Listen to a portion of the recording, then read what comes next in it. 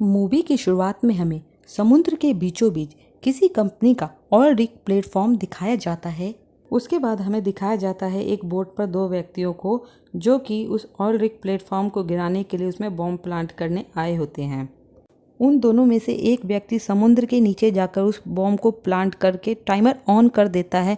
वह अपना काम करके जैसे ऊपर आने वाला होता है तभी एक भयानक सा क्रिएचर उस व्यक्ति पे हमला कर उसे मार देता है। बोट पर बैठा हुआ दूसरा व्यक्ति अपने साथी का इंतजार कर रहा होता है, तभी अचानक से उसकी बोट जोर जोर से हिलने लगती है। वह डर के मारे लाइट ऑन करता है और समुद्र में चारों तरफ देखता है। तभी उसे अचानक अपनी तरफ बढ़ती हुई एक बड़ी सी शार्क दिखाई देती है जिसके बड़े बड़े दांत होते हैं। वह शार्क उसके ऊपर हमला कर उसे भी मार डालती है। बाद हम मैक्सिकन सिटी को देखते हैं जहां पर एक व्यक्ति पॉल होता है जो गाड़ी में अपने फैमिली के साथ मैक्सिकन सिटी जा रहा होता है। पॉल की वाइफ का नाम नेस, बेटे का नाम टॉमी और बेटी का नाम एंड्रे होता है। पॉल अपनी फैमिली को लेकर एक समुद्र के बीच पर जाकर रुकता है। वहां पॉल का बेटा बाइनोकुलर्स की हेल्प से समुद्र के बीच में एक ऑयल रिग प्लेटफॉर्म को देखता है। ये वही ऑयल रिग प्लेटफॉर्म होता है जो कहानी की शुरुआत में दिखाया गया है। दरअसल पॉल एक इन्वेस्टिगेट इंस्पेक्टर होता है जो कि यहाँ पर उसी ऑयल रिग की जांच करने के लिए यहाँ आया होता है। पॉल यह सोचता है कि वह अपना काम भी कर लेगा और अपनी फैमिली के साथ इस ट्रिप को एंजॉय भी कर लेगा, इसीलिए वह अपनी फैमिली को लेकर के मैक्सिकन सिटी आया होता है। पॉल अपनी फैमिली के साथ मैक्सिको के एक टाउन में पहुंचता है। वह टाउन देखने में काफ़ी अजीब लगता है। पॉल वहां पहुंचकर कुछ लोगों से बात करने की कोशिश करता है। पॉल उन लोगों को बताता है समुद्र के बीच में जो ऑयल रिग प्लेटफॉर्म खड़ा है उसी की जांच करने के लिए मुझे यहाँ भेजा गया है। यह शहर भी हमारी ही कंपनी ने बसाया है। लेकिन कोई भी व्यक्ति पॉल की बात का जवाब नहीं देता है। तभी उन लोगों में से एक व्यक्ति जिसका नाम मेलरे होता है वह उठकर खड़ा होता है और वह बोलता है कि तुम्हारे ही कंपनी की वजह से आज हमारे इस टाउन की यह हालत है। मेलरे पॉल को सही जवाब नहीं देता। तभी गाड़ी से पॉल की पत्नी उतरती है। वह मेलरे को बताती है कि हम हॉलीडे ट्रिप पर आए हैं, तो क्या आप हमें यहाँ पर रहने की कोई जगह बता सकते हैं। वह मेलरे को कुछ पैसे भी ऑफर करती है। मेलरे पॉल की वाइफ से पैसा लेकर के उन्हें एक होटल की तरफ ले जा रहा होता है। रास्ते में मेलरे को अपने देवता की मूर्ति दिखाई देती है। वह उन पैसों में से कुछ पैसे अपने देवता की मूर्ति के आगे रख देता है। पॉल का बेटा भी वहां से एक छोटी मूर्ति उठा लेता है और बदले में अपनी एक चॉकलेट रख देता है। मेलरे उनको होटल पहुंचा देता है, लेकिन पॉल और उसकी फैमिली को वह होटल अच्छा नहीं लगता। जाते समय मेलरे पॉल को कहता है अपना और अपनी फैमिली का ख्याल रखना। इस पर पॉल मेलरे से पूछता है तुमने ऐसा क्यों कहा, क्या यहाँ पे कोई खतरा है। तो मेलरे कहता है ब्लैक डीमन, और मेलरे इतना कह करके चला जाता है। लेकिन पॉल मेलरे की बात पर कोई ध्यान नहीं देता है। होटल पहुंचने के बाद पॉल को उसकी कंपनी का फ़ोन आता है। उसकी कंपनी की तरफ से उसे कहा जाता है कि उसे अभी उस ऑयल रिग प्लेटफॉर्म पे पहुंचना होगा। पॉल यह बात अपनी वाइफ को बताता है कि वह शाम तक घर वापस लौट आएगा और अपनी पत्नी को कहता है अपना और अपने बच्चों का ख्याल रखे और हो सके तो दूसरा होटल ढूंढने की कोशिश करे। वह अपना सामान लेकर समुंदर की तरफ पहुंच जाता है जहां पर कंपनी ने उसके लिए एक बोट भेजी हुई थी। समुंदर के किनारे जो गार्ड बैठा होता है पॉल उसे कहता है कि वह प्लेटफॉर्म पर मैसेज करे कि वह वहां पहुंचने वाला है, लेकिन गार्ड ऐसा करने से मना कर देता है। पॉल उसे अपनी एक फ़ोटो देता है रिकॉर्ड में रखने के लिए, लेकिन पॉल के जाते ही गार्ड वह फ़ोटो फाड़ कर फेंक देता है। गार्ड ऐसा क्यों करता है यह हमें कहानी में आगे पता चलेगा। इसके बाद पॉल जाकर के उस आदमी से मिलता है जो उसे बोट में बैठाकर उस प्लेटफॉर्म तक पहुंचाने वाला होता है। बोट पर बैठकर पॉल उस आदमी से पूछता है न जाने इस टाउन को क्या हो गया जो इतना वीरान और बदला हुआ सा लगता है। वह आदमी पॉल को बताता है कि डर ने इस टाउन से सभी लोगों को भगा दिया है और वह डर है एक ब्लैक डीमन शार्क का। लेकिन पॉल उस आदमी की किसी बात पे ध्यान नहीं देता, वह उसका मजाक उड़ाता है।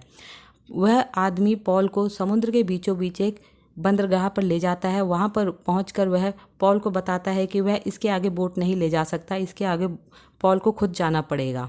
दूसरी तरफ होटल में दिखाया जाता है कि पॉल की वाइफ को वहाँ कुछ अच्छा नहीं लग रहा होता है, उसे कुछ गड़बड़ महसूस होती है। उसी होटल में एक आदमी जिसने बहुत ज़्यादा शराब पी रखी होती है पॉल की बेटी के साथ बदतमीजी करने लगता है। पॉल की वाइफ वहाँ टेबल पर पड़े एक कांच की बोतल उठा के उस आदमी के सर पर मारती है और अपने दोनों बच्चों को लेकर के उस होटल से बाहर भाग आती है। पॉल की वाइफ जब अपनी गाड़ी की तरफ जाती है तो वह देखती है कि किसी ने चाकू से उनकी गाड़ी के टायर को फाड़ रखा है। वह तुरंत भागकर एक बोट की तरफ जाती है और बोट वाले व्यक्ति को कहती है कि वह उनको उस ऑयल रिग प्लेटफॉर्म के पास ले जाए जहाँ पे उसका पति गया हुआ है, लेकिन वह बोट वाला वहाँ जाने से मना कर देता है। पॉल की वाइफ उसे कुछ पैसे देती है और कहती है प्लीज़ हमारी मदद कीजिए। जब वह बोट वाला व्यक्ति देखता है कि उनके पीछे कुछ गुंडे पड़े हुए हैं तो वह उनकी मदद करने के लिए तैयार हो जाता है। दूसरी तरफ पॉल को दिखाया जाता है जो कि खतरे से अनजान अकेला ही उस बोट से ऑयल रिग की तरफ बढ़ रहा था। ऑयल रिग पर पहुंचने पर पॉल देखता है कि उस ऑयल रिग की हालत काफी खराब हो रखी है। उसके इर्द गिर्द का पानी गहरे काले रंग का हो रखा है। पॉल समुद्र में बहुत सारी तैरती हुई चीजें दिखता है। उसमें से एक डाइविंग हेलमेट उठाता है जिस पर खून लगा होता है। पॉल को ये काफी अजीब लगता है। पॉल प्लेटफॉर्म पर चढ़ता है और चारों तरफ देखकर आवाज लगाता है कोई है, लेकिन उसे अपनी बात का कोई जवाब नहीं मिलता। फिर वो एक कैबिन में जाता है, वहाँ उसे एक कुत्ता मिलता है। वहाँ दो आदमी दिखाई देते हैं जिसमें एक नाम शैटो, एक का नाम जूनियर होता है। दोनों काफ़ी डरे हुए होते हैं, दोनों के हाथों में हथियार होते हैं। पॉल उन्हें बताता है कि मैं इन्वेस्टिगेट ऑफिसर हूँ, मैं यहाँ पता करने आया हूँ यहाँ सब कुछ ठीक चल रहा है या नहीं। शैटो कहता है कि दोस्त तुमने यहाँ आने में बहुत देर कर दी। तभी उन सभी को बाहर से आती हुई एक बोट की आवाज़ सुनाई देती है। वह सभी भागकर प्लेटफॉर्म पर खड़े होकर बाइनोकुलर से उस बोट को देखते हैं। ध्यान से देखने पर उन्हें पता चलता है इस बोट पर पॉल की फैमिली है। पॉल का बेटा बाइनोकुलर से समुद्र के चारों तरफ देख रहा होता है। तभी उसे एक काला सा अपनी बोट के नीचे गुजरता दिखाई देता है। वहाँ प्लेटफॉर्म पर खड़े जूनियर और शैटो को खतरे का एहसास होता है तो प्लेटफॉर्म के लोहे पर जोर जोर से हथौड़ों से आवाज़ें करने लगते हैं जिससे कि उस ब्लैक डीमन शार्क का ध्यान अपनी ओर आकर्षित कर सके और वह शार्क उस बोट को कोई नुकसान न पहुंचा सके। पॉल को कुछ समझ में नहीं आ रहा था, वो काफ़ी डरा हुआ था। उन दोनों से पूछता है आखिर यहाँ हो क्या रहा है। पॉल तभी अचानक पॉल जिस बोट में आया तो वह पानी में डूब जाती है। इसी दौरान पॉल की फैमिली वाली बोट सुरक्षित प्लेटफॉर्म पे पहुंच जाती है। वह बोटमैन जो उन्हें यहाँ लेकर आया था काफ़ी डरा हुआ होता है और वापस जा रहा होता है। तभी अचानक से पॉल की बेटी समुद्र में गिर जाती है क्योंकि उसी बोट का सहारा लेकर के खड़ी थी। समुद्र में गिरने पर बहुत सारे इंसानी जिस्म के टुकड़ों को इधर उधर बिखरा देखती है। तभी अचानक से वो बहुत बड़ी शार्क पॉल की बेटी पर हमला करने वाली होती है, लेकिन इससे पहले हमला कर पाए उसकी बेटी को पॉल और उसके साथियों के द्वारा बचा लिया जाता है। पॉल की वाइफ और पॉल शैडो से पूछते हैं आखिर यहाँ हो क्या रहा है। शैडो उन्हें एक बाइनोकुलर देता है। बाइनोकुलर से जब पॉल की वाइफ देखती है एक बहुत बड़ी शार्क उस बोट का पीछा कर रही है जो बोट उन्हें अभी यहाँ छोड़ कर गई है। उनके देखते ही देखते वह शार्क पानी से बाहर आती है और उस बोट पर हमला कर उसे खत्म कर देती है। यह देखकर यह सब डर जाते हैं। शैडो उन्हें बताता है यही है समुद्र का सबसे बड़ा खौफ, ब्लैक डीमन। इधर दूसरी तरफ टॉमी अपनी जेब से उस डॉल को निकालता है और देखता है यहाँ पर पहले से और भी कई डॉलें रखी हुई है। इधर शैटो नेस्को और पॉल को एक्सप्लेन करता है कैसे वो यहाँ पर अगर किसी को कम्युनिकेट करने की कोशिश करता है, अगर यहाँ से बाहर निकलने की कोशिश करता है तो वह ऐसा नहीं कर सकते, और जो भी व्यक्ति समुद्र में जाने की कोशिश करता है तो वह ब्लैक डीमन के द्वारा मारा जाता है। कैसे वो और उसका साथी जूनियर यहाँ पर बिना किसी कम्युनिकेशन के रह रहे हैं क्योंकि रेडियो पर उनके मैसेज का उन्हें कोई जवाब नहीं देता है। यह सब सुनने के बाद पॉल उन दोनों के साथ इस प्लेटफॉर्म को चेक करने का डिसाइड करता है। चेक करने पर पॉल को पता चलता है इस प्लेटफॉर्म पर कोई भी चीज़ सही से वर्क नहीं कर रही है। इस पर शैटो उसे बताता है कि पिछले कुछ महीनों से शार्क बार बार प्लेटफॉर्म पर हमला कर रही है जिसके कारण प्लेटफॉर्म काफ़ी डैमेज हो गया। कंपनी को इस डैमेज की पूरी जानकारी है, कंपनी फिर भी इस डैमेज को रिपेयर करने के लिए ज़रूरी रिसोर्सेज नहीं भेज रही है। इस पर पॉल उन्हें बताता है कि प्लेटफॉर्म के पाइप इतने मजबूत हैं कि वह स्टॉर्म को झेलने की भी क्षमता रखते हैं, लेकिन शार्क के द्वारा बार बार बेस पर हमला करने के कारण अब स्ट्रक्चर हिलने लगा है। अब पॉल डिसाइड करता है कि वह इस स्ट्रक्चर को सीधा खड़ा कर सकता है, इसके लिए उन्हें पानी के नीचे जाना पड़ेगा। लेकिन नैस पॉल के इस आइडिया से काफ़ी खुश नहीं है। पॉल उसे बताता है कि हमारे पास इसके अलावा कोई और ऑप्शन नहीं है। नैस अब जूनियर और शैटो से सवाल करती है आखिर इस ऑयल रिग प्लेटफॉर्म में ऐसा क्या है जो ये ब्लैक डीमन बार बार इस पर अटैक कर रही है। इस पर शैटो बताता है लोकेशन कंपनी के लिए काफ़ी फायदेमंद थी, लेकिन गड़बड़ तब शुरू हुई जब कंपनी ने ज़्यादा प्रॉफिट कमाने के लिए समुद्र की और गहराइयों में जाकर के ऑयल निकालना शुरू किया जहाँ पर यह ब्लैक डीमन रहती थी। इससे ब्लैक डीमन को गुस्सा आ गया और वह बदला लेने के लिए ऊपर आ गई। शैटो आगे बताता है यहाँ के टाउन के लोगों का मानना है कि यह डेमन नेचर के द्वारा दिया गया पनिशमेंट है, एक कर्ज है। इस डेमन को तब तक नहीं हराया जा सकता जब तक कि फाइनल सेक्रीफाइस न दिया जाए। पॉल को शैटो की इस स्टोरी पर विश्वास नहीं होता।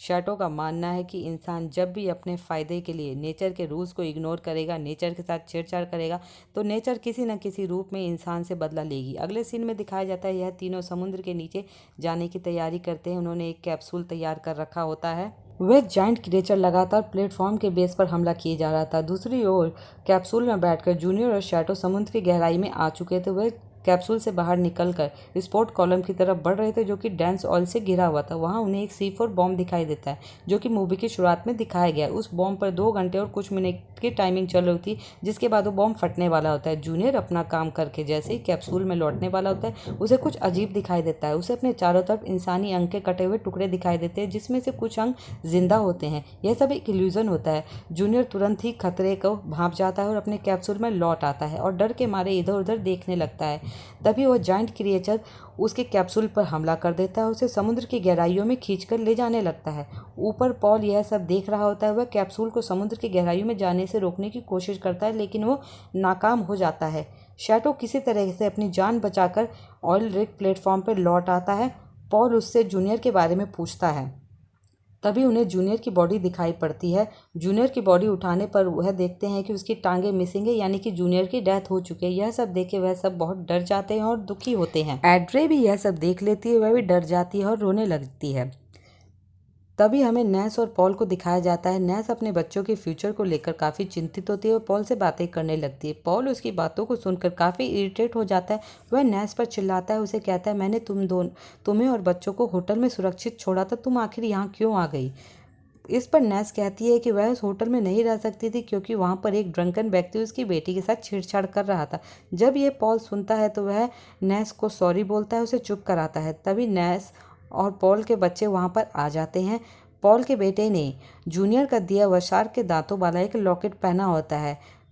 टॉमी अपने पिता से पूछता है कि जूनियर कहाँ पर है, लेकिन पॉल उसे कोई जवाब नहीं दे पाता। तभी एड्रे कहती है कि जूनियर प्लेटफॉर्म के नीचे कुछ काम करने गया है और जल्द ही ऊपर आ जाएगा। इधर पॉल शैडो के पास जाता है और कहता है कि उसे जूनियर की मौत का रिग्रेट है। तभी पॉल को समुद्र में कुछ बोट्स दिखाई देती है, वह फायर करने लगता है।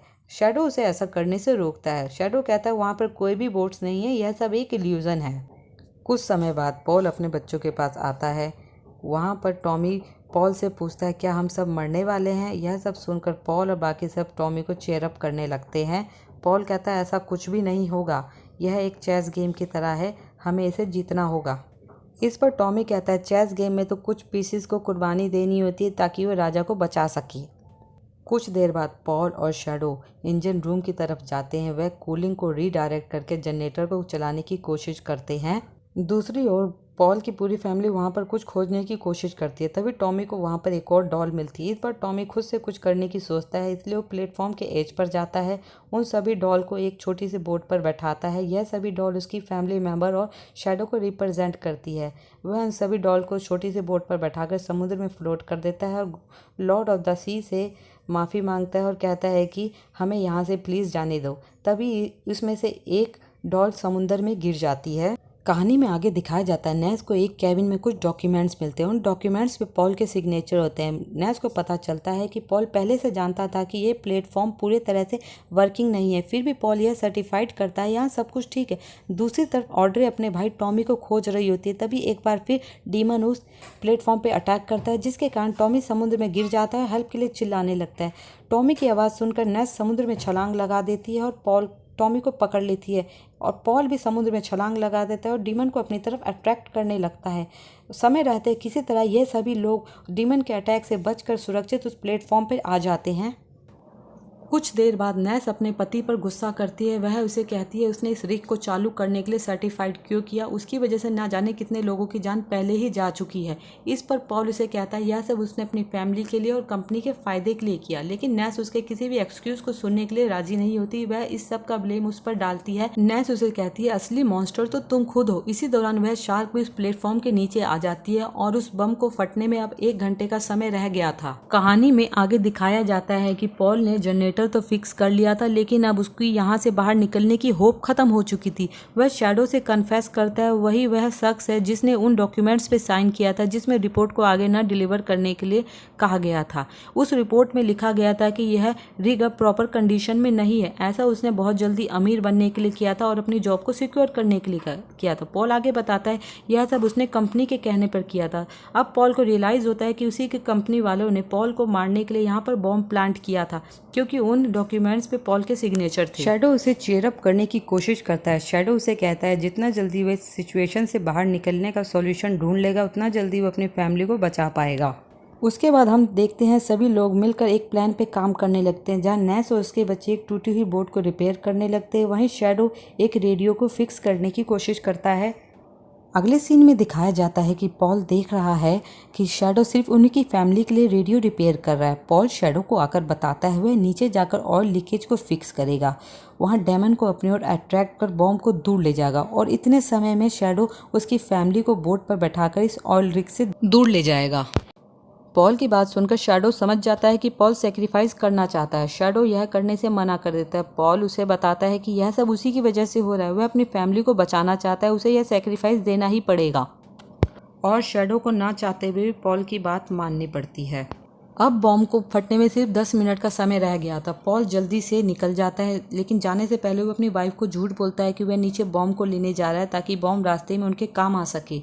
उसके बाद वह शैडो को गुड बाय बोलता है और पानी में छलांग लगा देता है।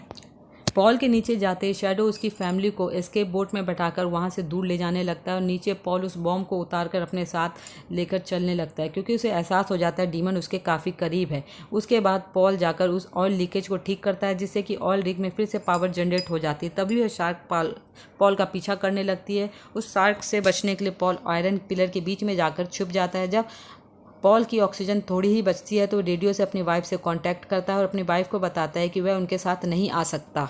पॉल शैडो को बताता है अब जल्द ही उनके लोगों के लिए सब कुछ ठीक होने वाला है। पॉल ने उन्हें वह डॉक्यूमेंट भी दिए थे जिन्हें वह सही लोगों तक पहुंचा सके।